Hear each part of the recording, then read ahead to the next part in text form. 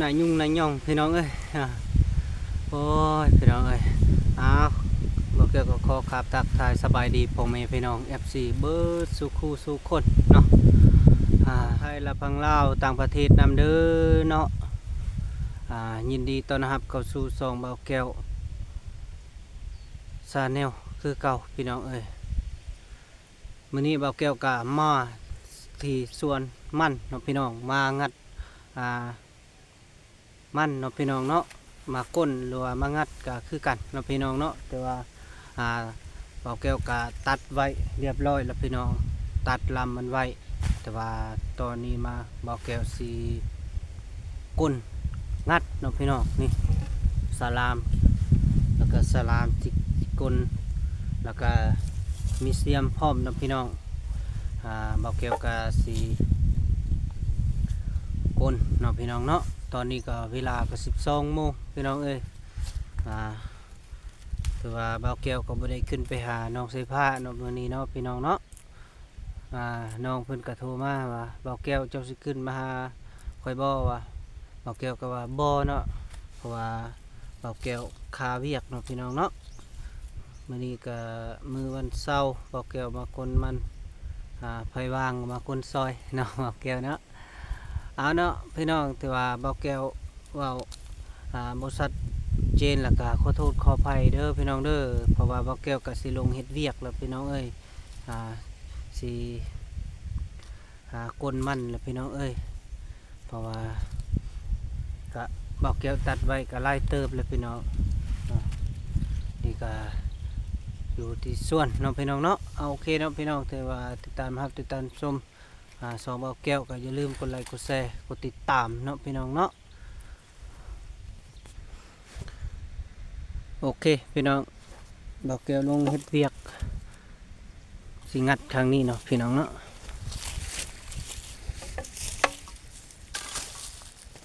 สิงัดกับนี้ที่ก้น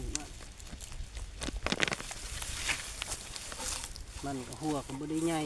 เนาะ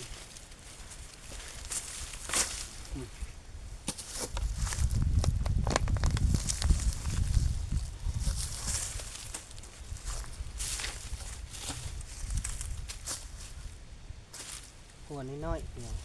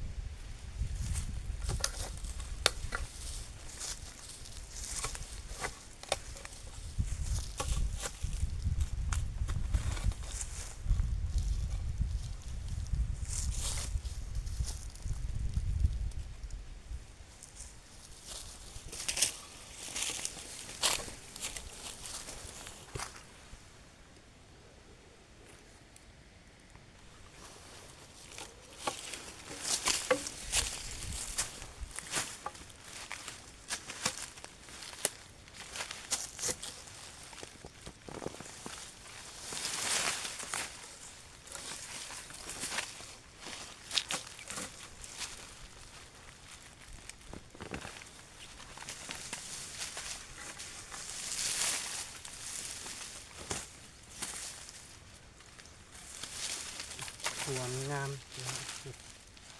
ปุตวิอยู่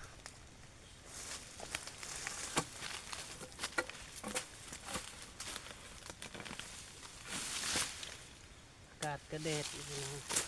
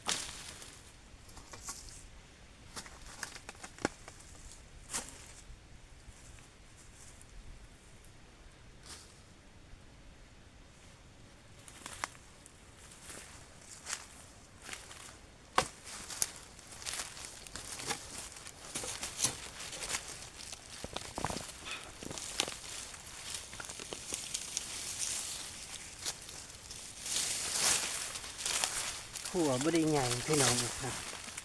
หัวนี้น้อย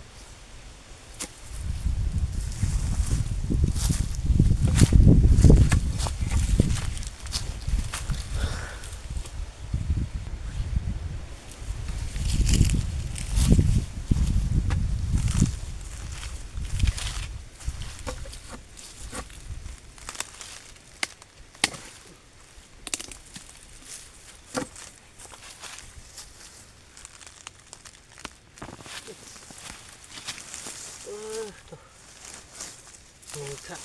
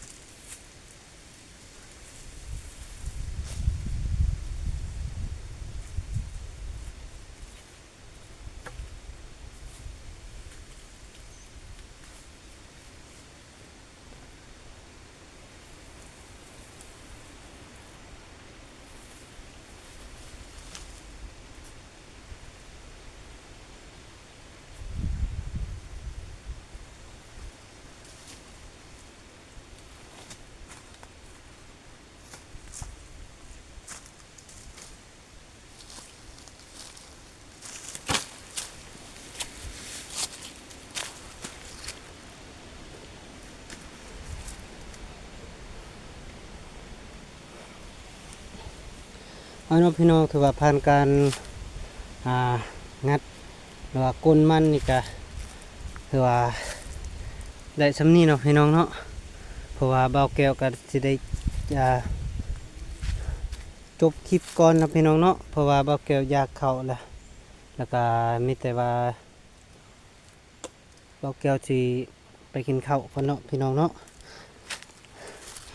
อันนี้ได้ที่เบาแก้วเฮ็ดผิดพลาดก็ขอโทษขออภัยเด้อพี่น้องเด้อผู้ที่ครับเบิ่งรับชมบ่คักบ่แน่ก็เบาแก้วก็ขออภัยเนาะแล้วก็วิธีการเฮ็ดเวียกของเบาแก้วกับแบบนี้แหละพี่น้องเอ้ยแต่ละมือแต่ละเว้นเนาะแต่ว่าเบาแก้วก็พยายามเนาะเป็นอาชีพของเบาแก้วเนาะพี่น้องเนาะคันบ่เฮ็ดก็บ่ได้กินเนาะต้องได้เฮ็ดได้หาแบบนี้เนาะพอดีเลี้ยงลูกเลี้ยงเมียพี่น้องเอ้ยต่อไปนี้ก็เบาแก้วก็สิได้ปิดคลิปพี่น้องเนาะแล้วก็ขอโทษขออภัยเด้อพี่น้องเด้อที่ว่าแล้วก็ขอให้ FC อยู่ดีมีแห้งสุขภาพแข็งแรงถือว่าผ่านการหัดมันกันถือว่าได้สำนีเนาะพี่น้องเนาะยังบ่แล้วเนาะพี่น้องแต่ว่าเบาแก้วก็อยากเข้าอยากน้ำจนกระตุกกระเส้นเนาะพี่น้องเนาะว่าเหือดแตกเหือดเต้นพี่น้องเอ้ยขอโทษเนาะเบาแก้วบ่มักใส่หมวกเนาะพี่น้องเนาะเอาคลิปของเบาแก้วก็จบลงสนี้เนาะติดตามเบิ่งกันต่อไปเนาะพี่น้องเนาะเอาโอเคขอบใจเด้อพี่น้องเด้อ